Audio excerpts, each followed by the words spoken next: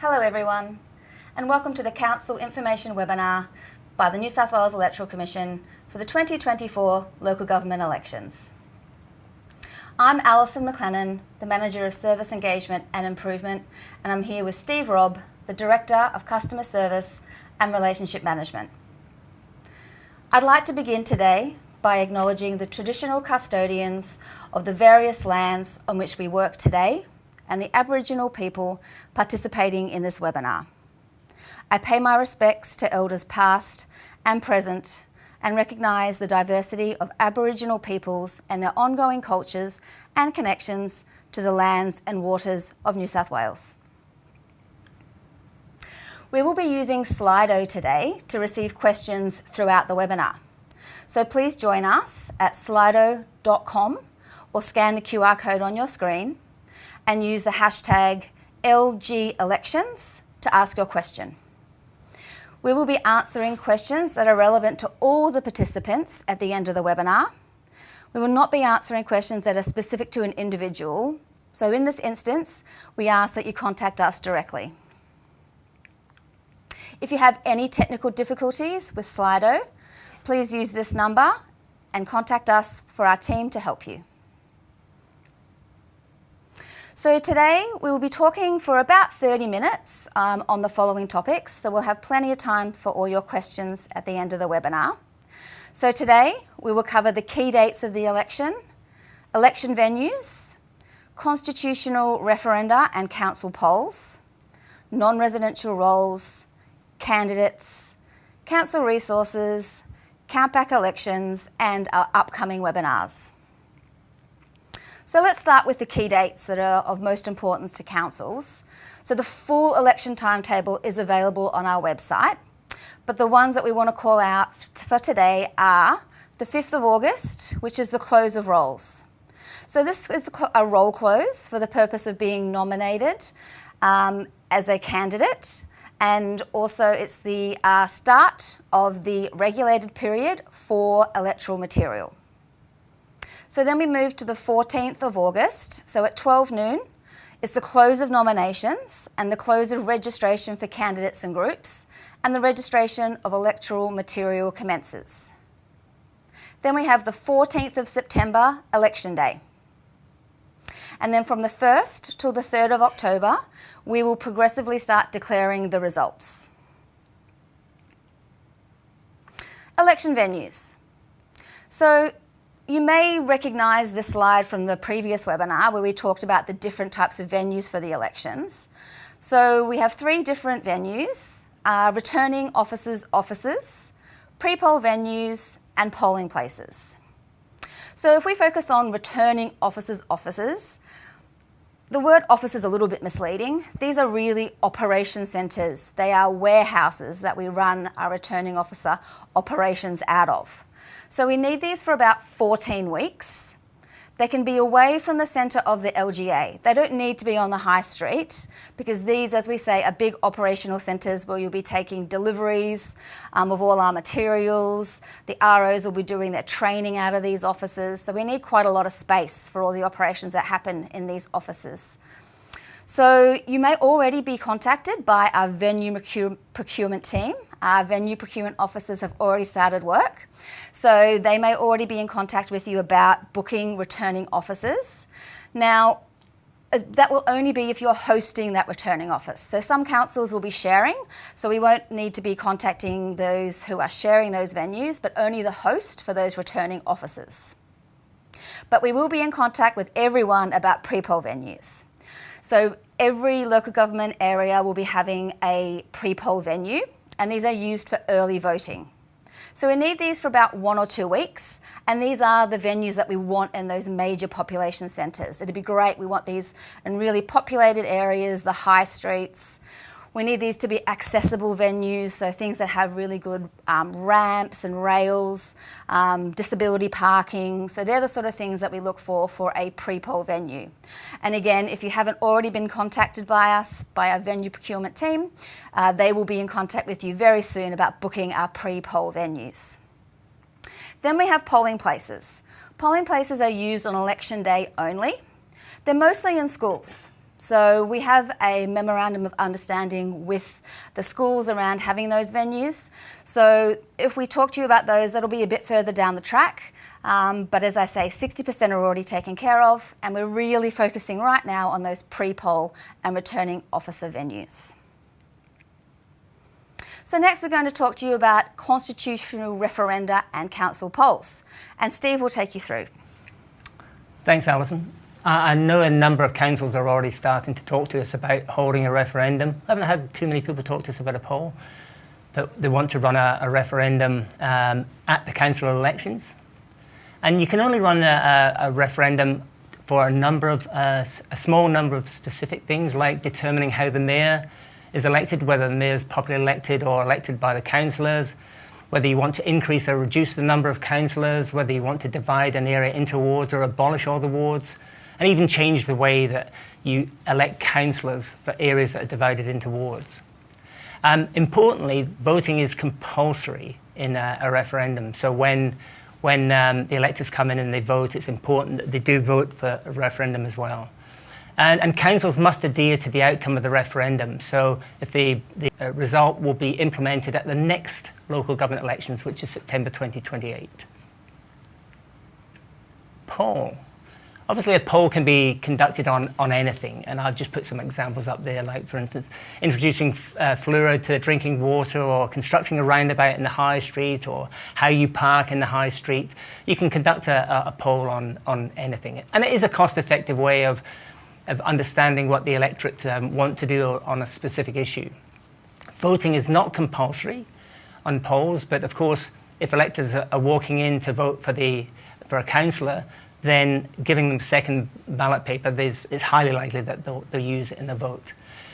Council isn't compelled to listen to the result, the outcome of the poll. So if the outcome is 99% no and 1% yes, council can still say yes. You can just use it as a guide to understand what the electorate's thinking. Look, I've put down some dates here on the polls and referenda. These are operational dates, dates that will help us run an efficient election. So what we're asking you to do is provide us with your final poll or referendum questions by the end of June. If you know that you're going to have a poll or referendum and you pass a resolution earlier than that, please get us a copy of the referendum or poll resolution as soon as you can. But then get the final question to us by the 30th of June. Then in July, what we'll do is we'll work through all the questions, we'll create the ballot paper proofs, we'll send the ballot paper proof for you to review and accept, and then what we'll do is we'll then get them all printed. We'll try and get them all printed before we do the council of ballot papers, because that's a large quantity. And then, of course, election day, that's when we count the referendum poll results, and then we declare the results, again along with the councillors, on the 1st to the 3rd of October. Non-residential roles is something that's always tricky for councils. We're going to talk you through that now, and Alison's going to tell you all about the non-residential role process. Thanks, Steve. So when we talk about the non-residential role, it's the role of non-residential electors and the role of occupier and rate-paying lessees. So the general manager of each council will be receiving applications for, and they are responsible for preparing the non-residential role. So electors can enrol in more than one council area if they meet the criteria for inclusion on a non-residential role, but they can only vote once within a council area. The enrolment qualifications for the non-residential role can be found on our website. So voting is not compulsory for people who are on the non-residential role. Councils must make the non-residential role available to the members of the public who wish to view it, and it lapses after each election, and the general manager is to prepare a new non-residential role for the next election and keep it up to date. Any inquiries regarding the property or entitlements of the non-residential role should be directed and handled by a relevant council. So please don't send them to us, as we will only need to send them back to you regarding inquiries. So we have prepared a fact sheet that is available on our website that will help your staff and the community with non-residential role inquiries. So it addresses commonly asked questions such as who manages the non-residential role, who is eligible, and is it compulsory to be on a non-residential role? So we'd really suggest that you share this, print it off, share it with the staff, make them aware that it's available so that they have these frequently asked questions available to help. So as you'll know, a person must apply to be on the non-residential role, and they may already be calling or visiting you in office to ask how they can apply. So we have prepared an application form template which you can customise with your own council logo. There's fields there that you can customise with your council information. You don't have to use these, but we have created them for your convenience. So they walk through information that's required, such as the property details, the applicant details.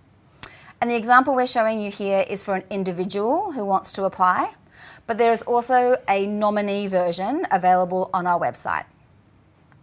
So one question that comes up all the time is that the legislation says that you must notify the applicant if they are successful in their application within 7 days.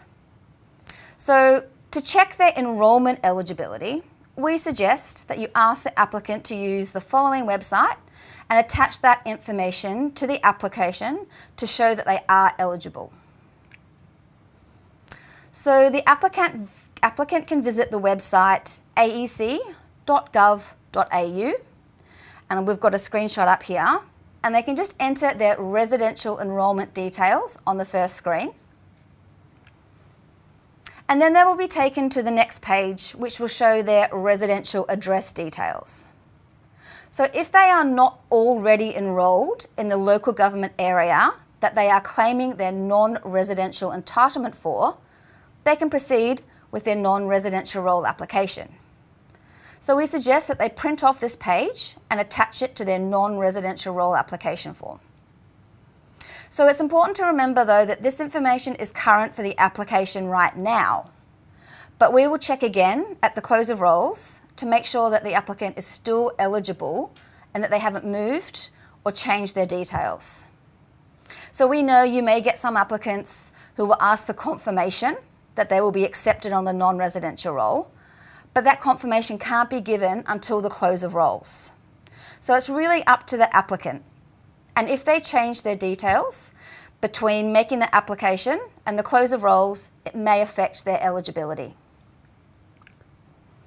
So the residential role and the non-residential role will close at 6 p.m. on Monday, the 5th of August 2024. Candidates must be enrolled by this time to be eligible to nominate for the election. And we really want to call out here a reminder to all councils and their staff before 6 p.m, and at 6 p.m, to check all your desks, mailboxes, anywhere that you may have received an application, because if you find an application after 6 p.m, it won't be processed and they won't be included on the non-residential role, and you'll have a disappointed community member. So next we're going to talk a little bit about candidates, registration, nomination, and the help desk, and Steve will take you through. Thanks, Alison.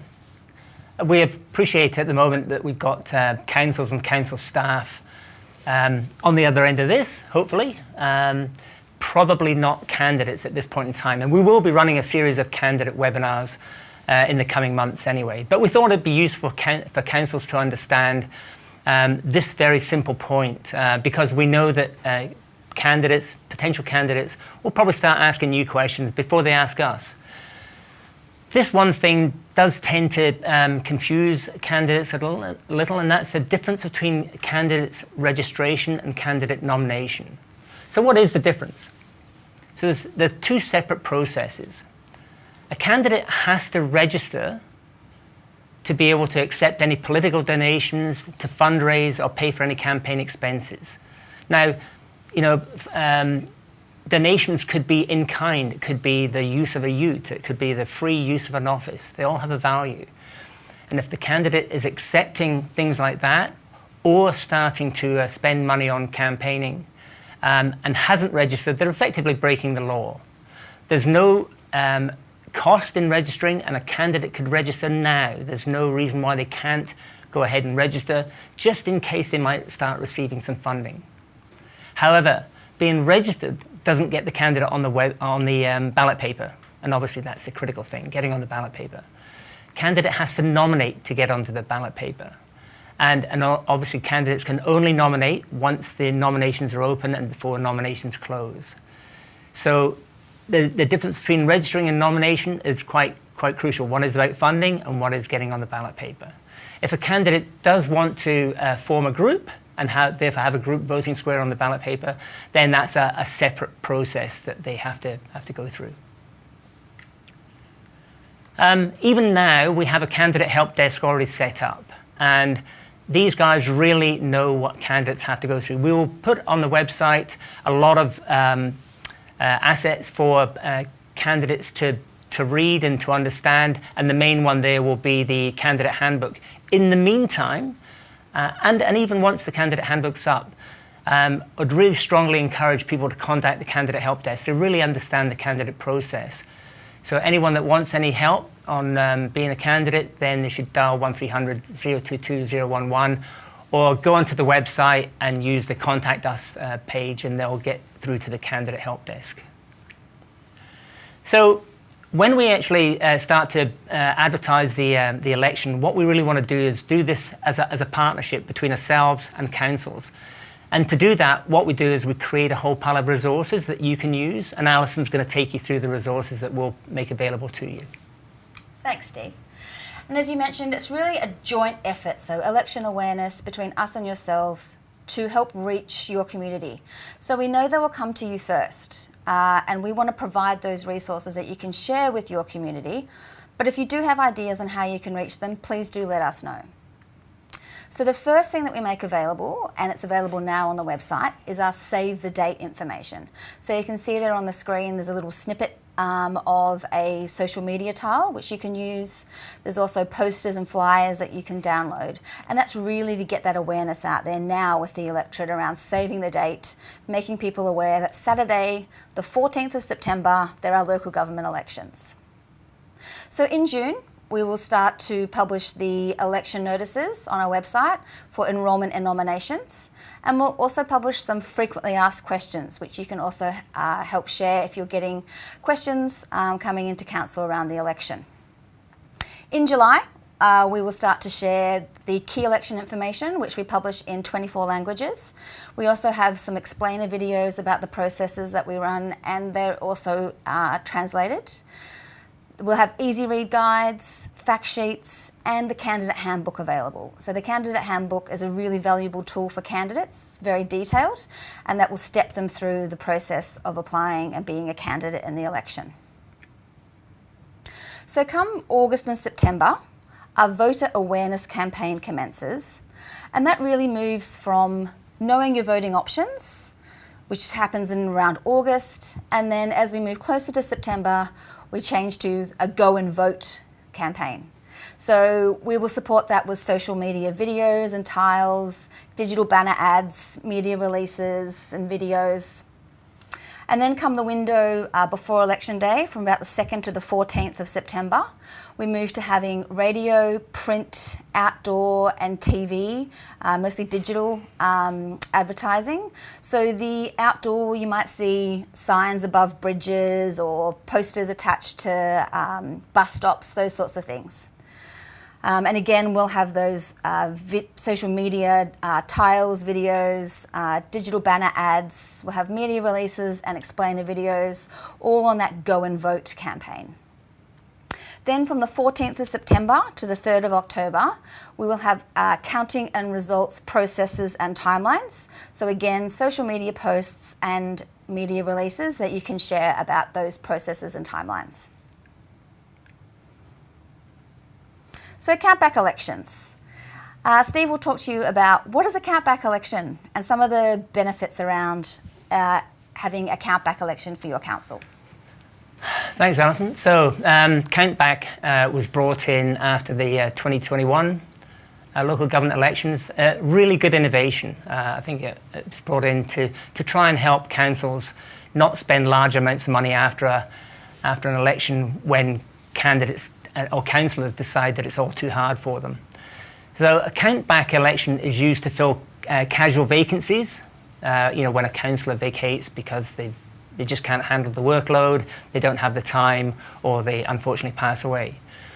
Countback replaces a by-election and can be used for the first 18 months of a new council's term.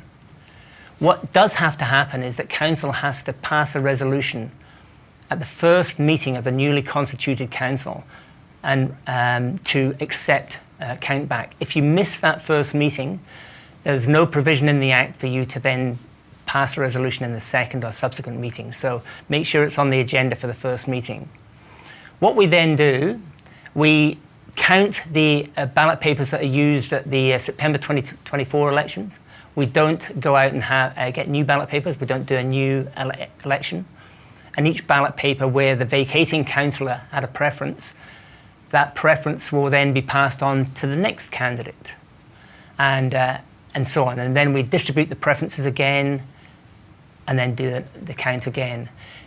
The countback isn't applicable to uncontested elections. So if you need 12 councillors and you get 15 applicants or nominees, then only 12 get in. You've got 3 candidates that could then take part in the process.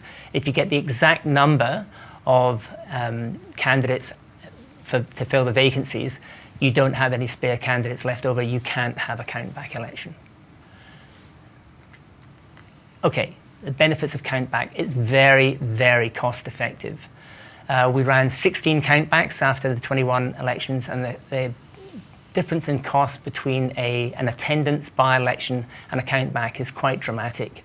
And I think that any of the councils that ran that conducted countbacks would be very pleased with the cost savings. It is very significant cost saving. It's also very time efficient. Whereas we have 3 months to fill a casual vacancy using a by-election, we have to fill it within 49 days in a countback. And in fact, we can actually do it quicker than that.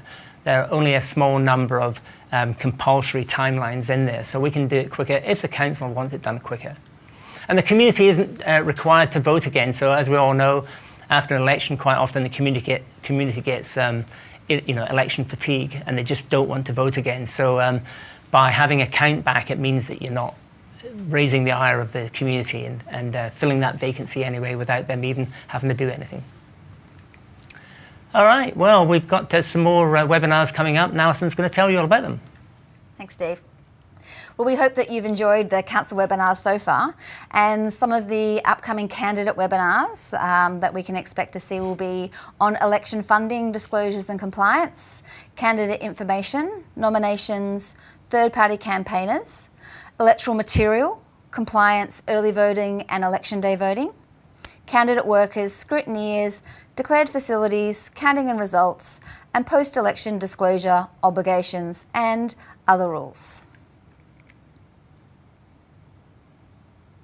So we can move now to the questions and answers section. So just a reminder, we'll be using Slido to receive questions throughout the webinar. So what we might do is start with some of the questions that we have already received. So we have received a few, but please do continue to send those through to us now. Okay, so our first question is, in regards to the non-residential role applications, this closes at 6 p.m, 5th of August. Does council have to be open to accept these applications until 6 p.m? And the answer is yes. Yes. Quite simply, yes, you do. Yep.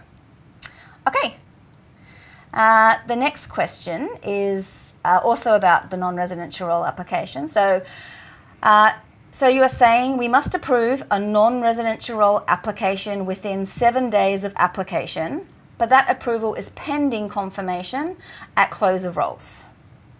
So the legislation says that the council must either accept that nomination within 7 days of the application.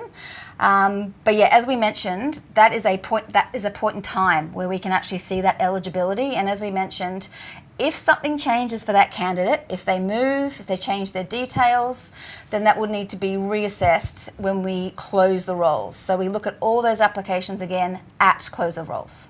And it's important to know that because We occasionally do get people that apply to get onto the non-residential roll, and what they want to do is they want to nominate as well.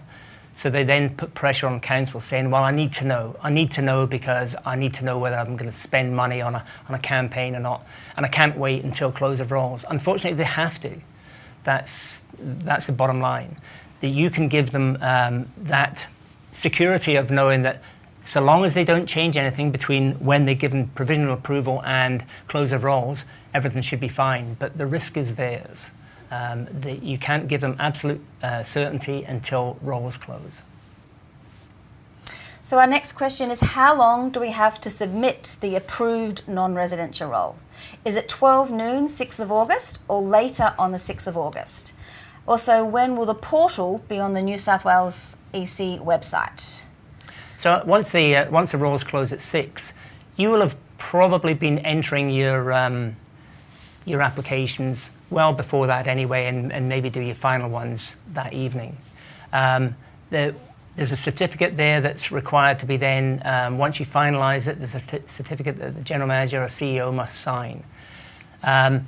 There's no reason why that can be signed that night or first thing in the morning, so we do require them to come in the morning.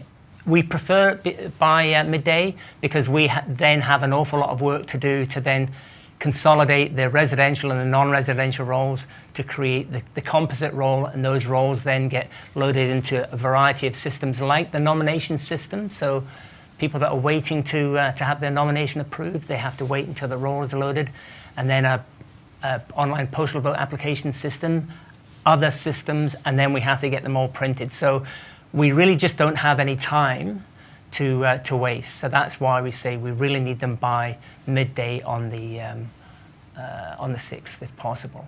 And there was a second part to that question that it's gone. I can't remember what it was.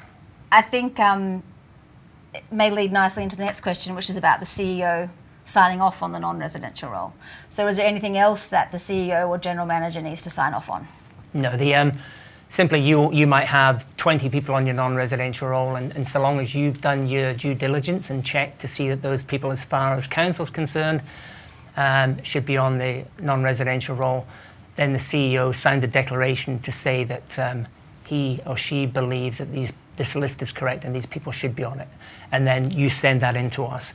Even if you have nobody on your non-residential role, you must still sign off that declaration to say there's nobody on it and send it in. We need to get declarations in from everybody before we can close off the non-residential role.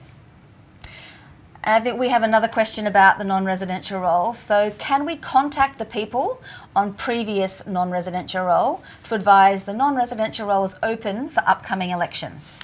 Yes, you can. In fact, what the legislation requires you to do is that after the election, immediately after the election, the non-residential role expires. And what's supposed to happen then is council is supposed to take everyone that's been on that non-residential role, put them onto a new one. In fact, the legislation actually says anyone that's applied should be added to the new non-residential role.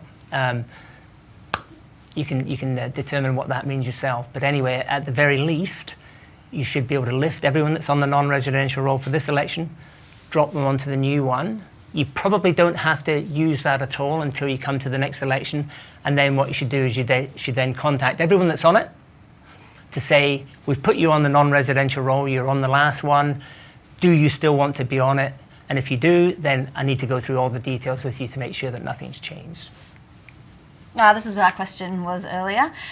When will the non-residential role portal be available for us to enter the data? We'll probably open it around about the middle of the year.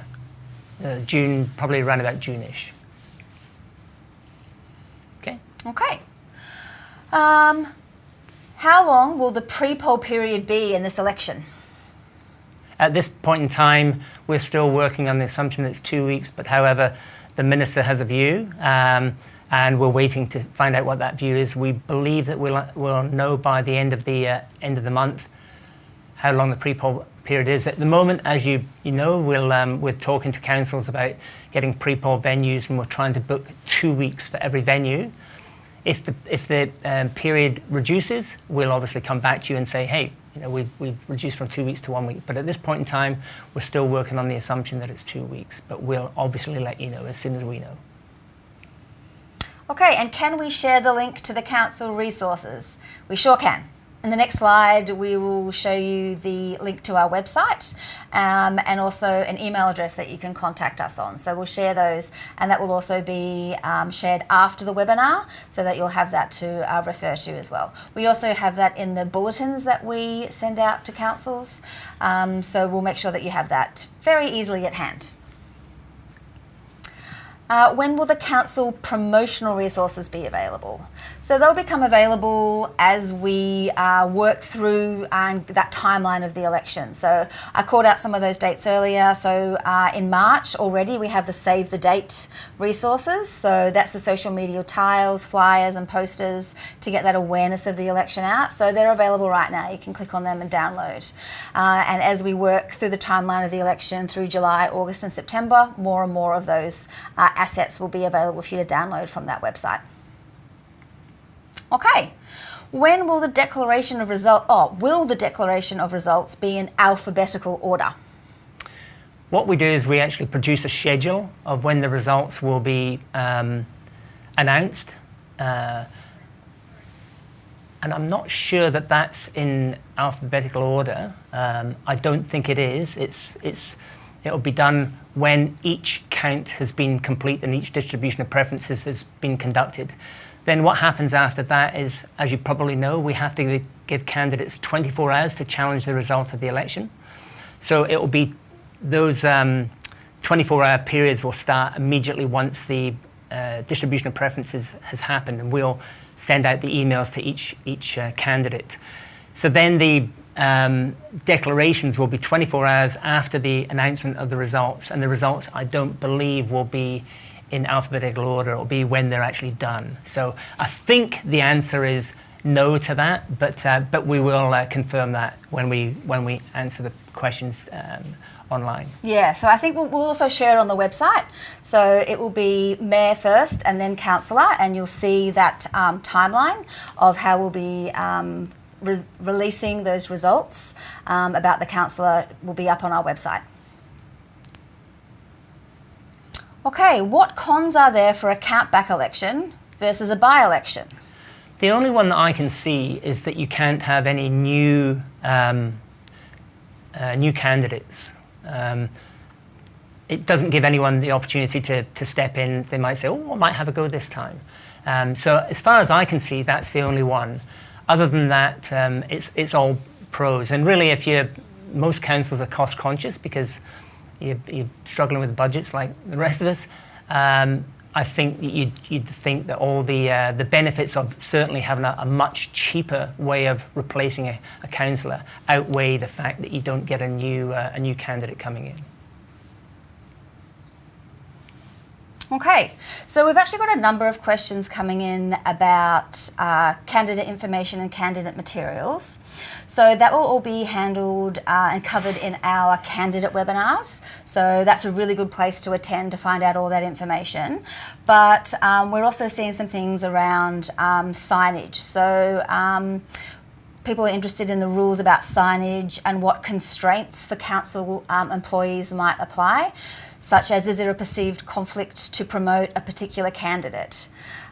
So those rules about signage, that's really up to council for them to decide if the materials are up around the council property, and then for each individual to decide whether there's a perceived conflict to do with that material. And you're right, during the candidate webinars, and there's a number of them, 7 or 8 of them, they'll cover all of these things that you're asking now. Why can't candidates primarily provide the electoral commission address without a business use? So why can't candidates use a PO box and privately provide the Electoral Commission with the actual address? Without a business address, you need a personal address. I think what you're talking about there is the printed material where you have to put printed by, authorised by. The address, it's not necessarily a personal address. The address is a street address of where you will be contactable, where you are most. It could be your office, it could be a shop or whatever. It does not need to be a home address. So it's not necessarily a personal address, unless you have no other address that you're contactable by. But unfortunately, legislation requires you to provide a street address for printed material, assuming that that's what the question was about. And again, that's something that's specific to candidates rather than the councils here. So we're really talking about the councils. But the candidates team will be able to sort of go into that in more detail when we have the candidate webinars. Okay, when will the returning officers be appointed? We're starting to identify them now, and we're starting to talk to them now. They will move into their offices in July, in late July, I believe. That's when we take up residence in the returning officers' offices. So that's when they'll be all appointed, formally appointed, if you like, late July.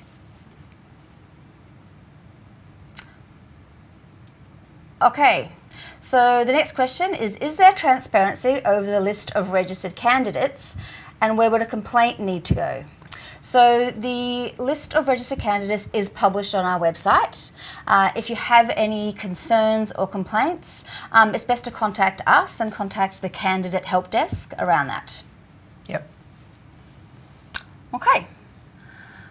So next question. Councils and organisations such as ALGW are holding candidate information sessions from April. Can the candidate information guides be released earlier?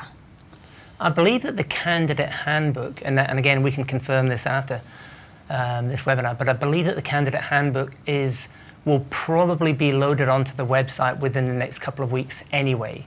And that is incredibly comprehensive. It's over 100 pages, and it has every bit of information that a candidate would need to know about being a candidate and what their obligations are. That will be more important than anything. But we'll after this, we'll find out what else is going to be made available for April and let you know. And again, check out those candidate webinars. So all this information is covered in those candidate webinars. As you saw, there are a lot of them. They're very comprehensive. So we really encourage people to register for those and attend those candidate webinars for these type of questions. It'll all be handled in those candidate webinars. Okay, can we run a council meeting before 1 October if we know results? We can't tell you when to run your meetings, but we won't be declaring the results before 1st of October. So you will be potentially inviting people that haven't been elected declared as councillors to your meeting. So we can't tell you when to run the meeting, but I'm pretty sure that OLG will say, no, don't do it. Okie doke. Are the results of a referendum released at the same time as the election results? Can we get back to you on that one? It's a good question. I was thinking that in my own mind as well, and we'll find out and we'll pop the answers back to everyone again. And we'll share those on the website so that everyone can see those answers.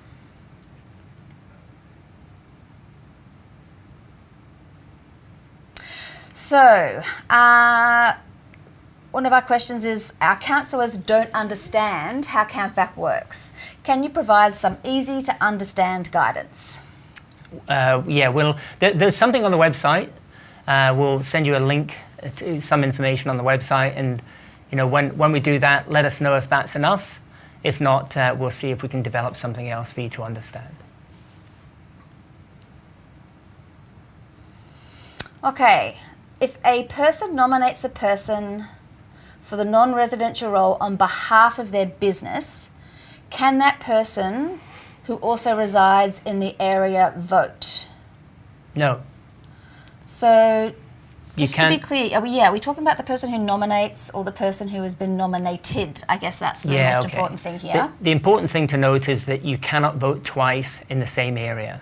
So you can't be a resident and vote on the non-residential role as well, even if you've been nominated by a business. So that person that's nominated, they can only have one vote, either for the business or the residential role. We'd strongly recommend that they do it for the residential role, because it's not compulsory to vote when you're on the non-residential role, but if you're on the residential role, it's compulsory. And if you don't vote for that, guess what? You'll get a fine.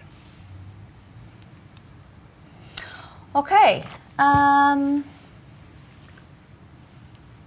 Let's have a look what else we have here. I think we answered that one. Yes, we've got one again about the non-residential role.